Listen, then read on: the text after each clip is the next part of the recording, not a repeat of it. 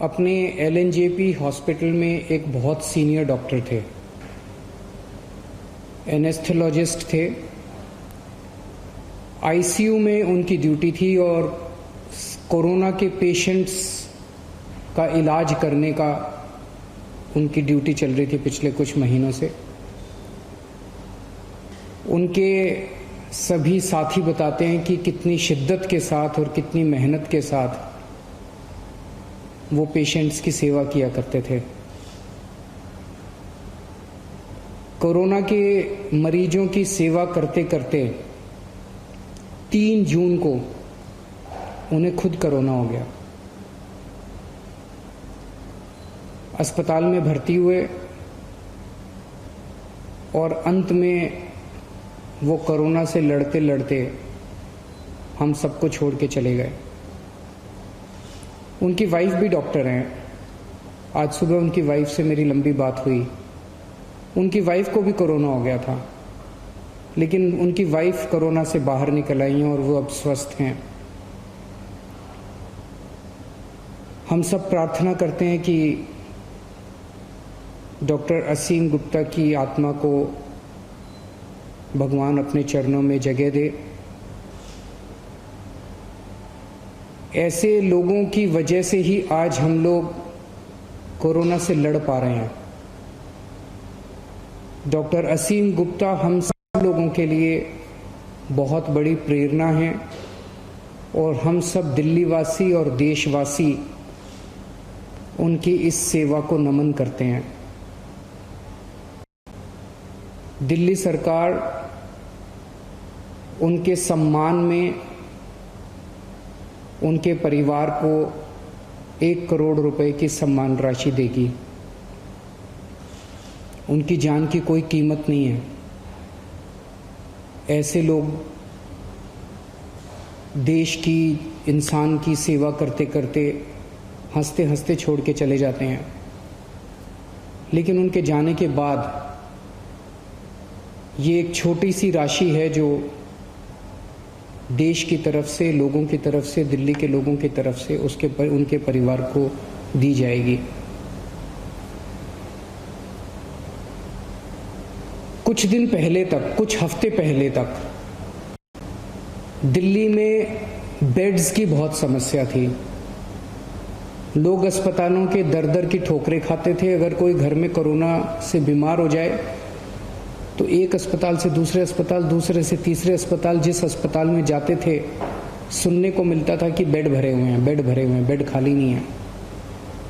मेरे पास बहुत फ़ोन आते थे। रात रात भर में जाग के लोगों के लिए अलग अलग अस्पतालों में बेड्स का इंतजाम करता था।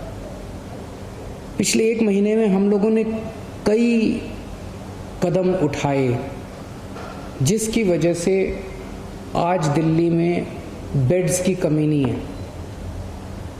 पर्याप्त मात्रा में बेड्स हैं। 13,500 अभी बेड्स हैं कोरोना के, और उनमें से केवल 6,000 भरे हुए हैं, 7,500 खाली हैं। तो बेड्स की कमी नहीं है।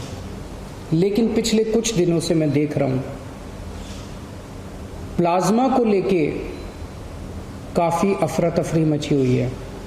अब मेरे पास खूब फ़ोन आ रहे हैं लोगों के। लोग कहते हैं जी हमारे फलाना मरीज बीमार है, उसको प्लाज्मा दिलवा दीजिए, इसको प्लाज्मा दिलवा दीजिए। और लोग दर दर की ठोकरें खा रहे हैं। बहुत ज़्यादा अफरा तफरी मची हुई है।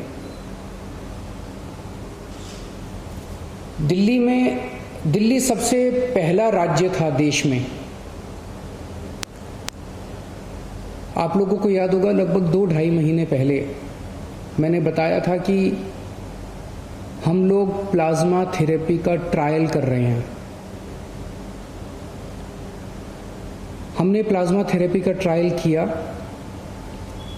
29 मरीजों के ऊपर किया। जो नतीजे आए वो काफ़ी उत्साहवर्धक थे।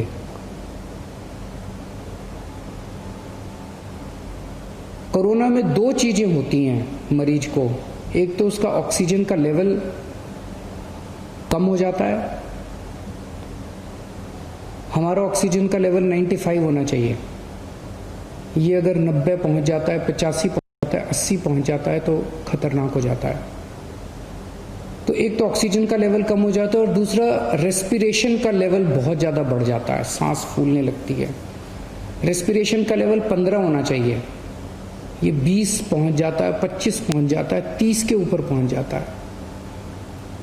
ये देखने में आया कि अगर प्लाज्मा दे दिया जाए तो ऑक्सीजन के लेवल में भी अच्छी बढ़ोतरी होती है और रेस्पिरेशन का लेवल भी गिर जाता है, कम हो जाता है। तो 29 पेशेंट्स को हमने दिया, उसके अच्छे नतीजे आए, उसे हमने केंद्र सरकार को सौंपा और उसके आधार पे केंद्र सरकार ने दिल्ली सरकार के अस्पतालों में भी और कई प्राइवेट अस्पतालों में भी प्लाज्मा थेरेपी करने की इजाजत दी। अब प्लाज्मा थेरेपी की तो इजाजत मिल गई, लेकिन प्लाज्मा कहां से आए? प्लाज्मा वो लोग दे सकते हैं जो अभी कोरोना जिनको हुआ और वो ठीक हो गए। जिन्हें कोरोना हुआ और वो ठीक हो गए, उनके खून के अंदर एंटीबॉडीज बनती हैं जो उन्हें कोरोना से बचाती हैं। अगर उनके खून से प्लाज्मा निकाल के कोरोना के मरीज को दे दिया जाए तो कोरोना का मरीज जल्दी ठीक हो जाता है, उसके शरीर में भी एंटीबॉडीज बननी चालू हो जाती हैं। तो इस टाइम लोग प्लाज्मा लेने के लिए दर दर की ठोकरें खा रहे हैं। इसीलिए दिल्ली सरकार ने तय किया है कि हम दिल्ली में प्लाज्मा बैंक बनाएंगे। ये अपनी तरह का पहला प्लाज्मा बैंक होगा कोरोना के मरीजों का इलाज करने के लिए। देश भर में ये शायद पहला प्लाज्मा बैंक होगा। हम ये नहीं कह रहे कि केवल सरकार प्लाज्मा ले पाएगी और अगर कोई प्लाज्मा डोनेट करना चाहे तो कोई और नहीं ले सकता, हम ये नहीं कह रहे। अगर कोई फैमिली है, उन्हें प्लाज्मा चाहिए, उनका दूसरा रिश्तेदार है, वो कोरोना से ठीक हुआ, वो दे रहा है, तो ले लें, हमें कोई दिक्कत नहीं है। जो हमारा मकसद है, जो अभी एफर्ट्स चल रहे हैं उसको और मजबूत करना, उसको कमजोर करना नहीं है। तो हम प्लाज्मा बैंक बनाएंगे, दिल्ली सरकार प्लाज्मा बैंक बनाएगी। इसकी जो भी औपचारिकताएं हैं वो पूरी कर ली गई हैं पिछले 2-3 दिन में, और इस प्लाज्मा बैंक से सभी को प्लाज्मा मिलेगा, चाहे वो सरकारी अस्पताल हो या प्राइवेट अस्पताल हो। कोई सीधे ILBS जो हमारा अस्पताल है दिल्ली सरकार का, वहां पे प्लाज्मा बैंक बनाया जाएगा। अगर किसी को प्लाज्मा चाहिए तो डॉक्टर को या अस्पताल को प्रिस्क्राइब करना पड़ेगा, लिख के देना पड़ेगा कि इनको प्लाज्मा थेरेपी की जरूरत है।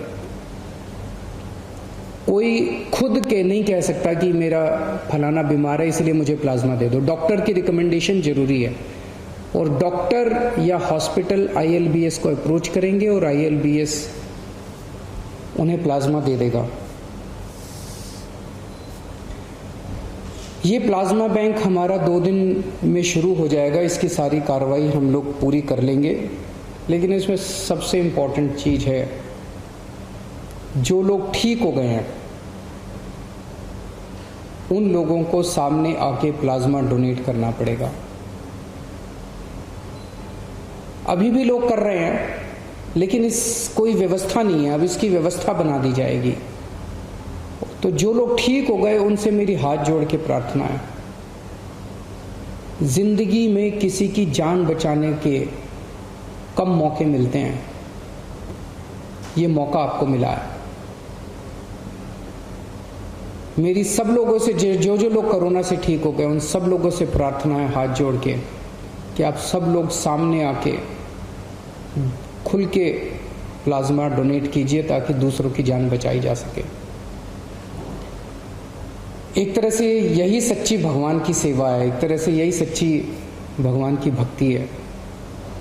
मैं ये बता दूं कि ये गलतफहमी ना हो कि प्लाज्मा कोई संजीवनी बूटी है, प्लाज्मा से सबकी जान बच जाएगी। अगर कोई पेशेंट अंतिम स्टेज में पहुंच चुका है, कोमोर्बिडिटीज हैं, दूसरी बीमारियों से घिरा हुआ है, मल्टी ऑर्गन फेलियर हो चुके हैं, वेंटिलेटर पे जा चुका है, ऐसे पेशेंट्स को बचाना मुश्किल होता है। लेकिन जो पेशेंट्स अभी मॉडरेट स्टेज में हैं, अभी उनकी स्थिति खराब नहीं हुई है बहुत ज़्यादा, उनके लिए ये मददगार साबित होता है, इतना समझ लिया जाए। एलएनजेपी के हमारे जो हेड हैं डॉक्टर सुरेश, उनसे मैंने बात की।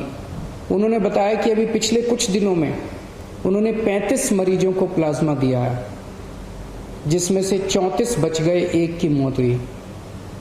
एक और दिल्ली का प्राइवेट बड़ा हॉस्पिटल है, उनसे जब मेरी बात हुई, उन्होंने 49 लोगों को प्लाज्मा दिया, 46 लोग बच गए।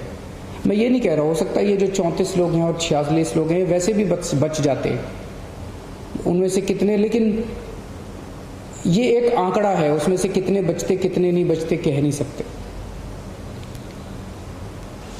जो डोनर्स हैं उनके मन में गलत फहमियां हैं। एक तो डोनर्स को ये लगता है कि मैं दोबारा प्लाज्मा देने जाऊंगा,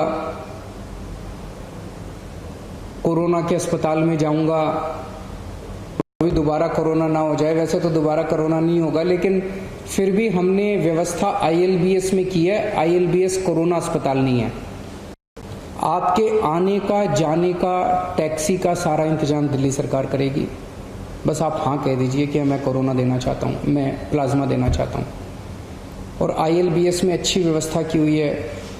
मेरे ख्याल से आधा घंटा पौना घंटा लगता है आदमी को वो देने के लिए। अगले कुछ दिनों के अंदर हम नंबर जारी कर देंगे। उस नंबर पे जो जो लोग देना चाहते हैं उस नंबर पे कॉल करके, व्हाट्सएप करके हमें बता सकते हैं कि मैं देना चाहता हूँ, और उनसे संपर्क करके उनसे सारा इंतजाम कर दिया जाएगा उनसे प्लाज्मा लेने का।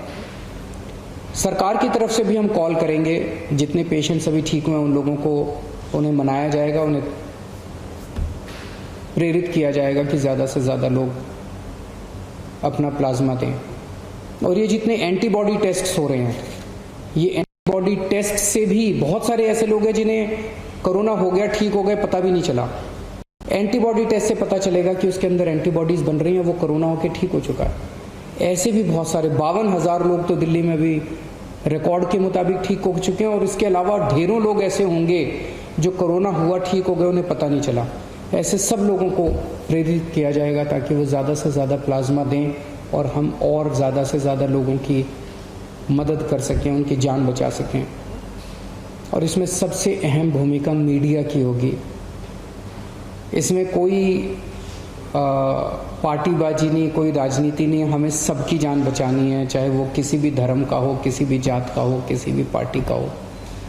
और सब में सब लोग आते हैं, तो उसमें पत्रकार भी आते हैं, उसमें सब तो मेरी मीडिया के साथियों से खास तौर से निवेदन है कि आप लोग भी कैंपेन चला के अपने अपने चैनल पे, अपने अपने मीडिया हाउस में ज़्यादा से ज़्यादा लोगों को प्रेरित करें कि वो लोग प्लाज्मा डोनेट करें और दूसरे लोगों की जान बचाएं। शुक्रिया।